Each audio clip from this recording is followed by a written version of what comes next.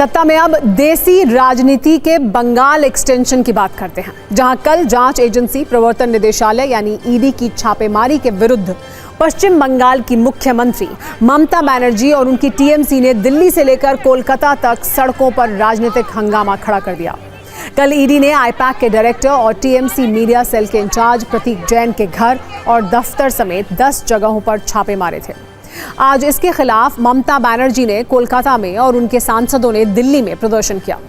कोलकाता में ममता बनर्जी ने खुद विरोध मार्च की अगुवाई की, तो दिल्ली में उनके 8 सांसद गृह मंत्रालय के बाहर प्रदर्शन करने पहुंचे। ममता बनर्जी के प्रदर्शन में पार्टी नेताओं के साथ हजारों कार्यकर्ता भी शामिल हुए, जबकि दिल्ली के प्रदर्शन में संख्या कम थी, लेकिन मौजूदा सांसदों के भाग दौड़ में कोई कमी नहीं थी। कल सुबह 6 बजे से आज शाम 7 बजे तक यानी पिछले 37 घंटों में ईडी के एक्शन पर जो हुआ उस पर हमने सत्ता की एक कुंजी तैयार की है, जिसकी शुरुआत दिल्ली वाले प्रदर्शन से आइए करते हैं। टीएमसी के लिए कल गुरुवार की शुरुआत ईडी के छापे के साथ हुई थी। आज की शुरुआत धरने और प्रदर्शन के साथ हुई। दिल्ली में आज सुबह टीएमसी के 8 सांसद गृह मंत्रालय के बाहर प्रदर्शन करने पहुंचे, जहां डेरेक ओब्रायन, महुआ मोइत्रा, कीर्ति आजाद नारेबाजी करने लगे। सांसदों ने बंगाल में मोदी शाह की गंदी चालें नहीं चलेंगी के नारे लगाए। इसके बाद दिल्ली पुलिस ने सांसदों को हटाने की कोशिश की, जिसमें काफी धक्का मुक्की हुई और कुछ सांसद गिर भी गए, जिसके बाद पुलिस कर्मियों ने इन सांसदों को उठाकर बस में डाला। इस दौरान काफी खींचतान वाली स्थिति देखी गई, लेकिन टीएमसी के सांसद नारेबाजी करते रहे। पुलिस ने सांसदों को सुबह 10 बजे हिरासत में लिया और दोपहर 12 बजे छोड़ा। पहले ईडी की छापेमारी और फिर सांसदों को हिरासत में लेने से ममता बनर्जी काफी गुस्से में आ गई और उन्होंने सोशल मीडिया पर लिखा कि हमारे सांसदों के साथ किए गए शर्मनाक बर्ताव की कड़ी निंदा करती हूं। गृह मंत्री के ऑफिस के बाहर विरोध प्रदर्शन करने के अपने लोकतांत्रिक अधिकार का इस्तेमाल करने के लिए चुने हुए प्रतिनिधियों को सड़कों पर घसीटना कानून लागू करना नहीं है, ये वर्दी में घमंड है।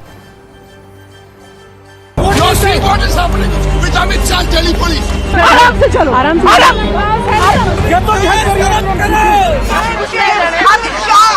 हाय ईडी को लुटेरा डकैती करके हमारा इंफॉर्मेशन ले रहा है। 10 साल में आप जीतेंगे, जो भी कर ले बीजेपी को हम हरा के रखेंगे।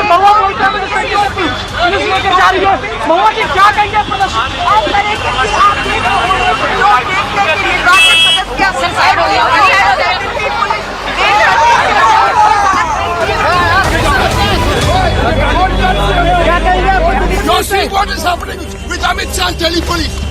You're seeing what is happening to MPs. All our MPs have been picked up. what will you say? What will you say?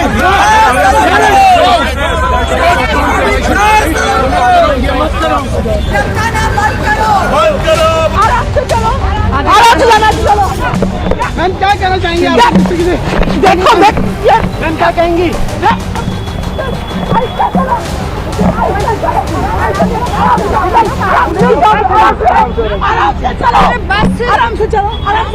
BJP ने मैनेज करके अपने लोगों को वो दिया और अपने लोगों को काम दिया। उन्हीं लोगों से ने लूट मचाई। उल्टा बीजेपी जो है वो उल्टा चोर कोतवाल को डांटे वाली परिस्थिति बनी हुई है। आप देखिए पुलिस कैसे धक्का दे रही है। हम शांतिपूर्ण तरीके से खड़े हैं, हम किसी प्रकार से किसी को तंग नहीं कर रहे हैं, लेकिन उसके बावजूद यह हो रहा है।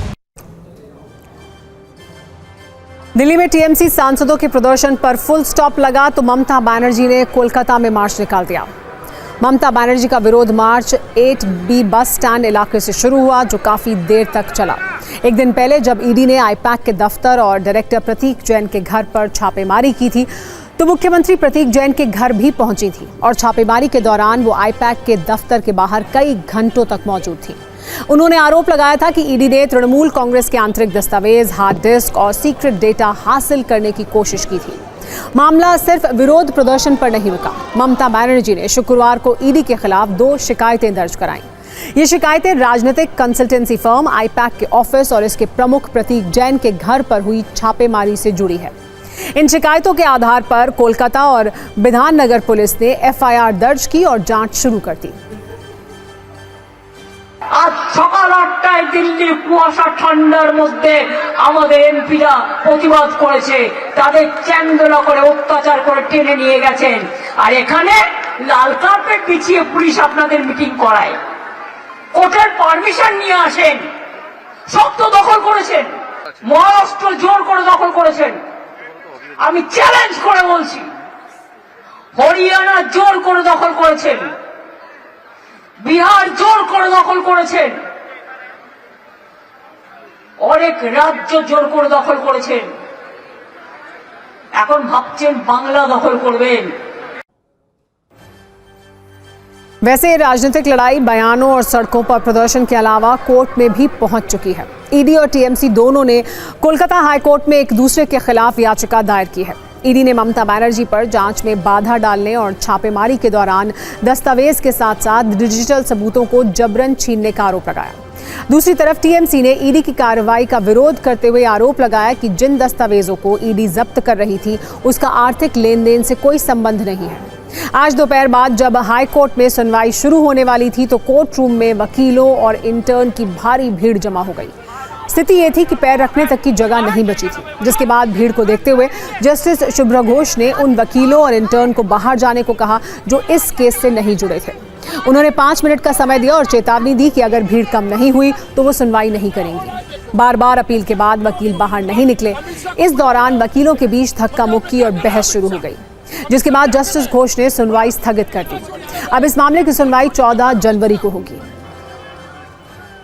आराम से चलो, आराम से। Sometime they will go and घेराव the election commission. Huh?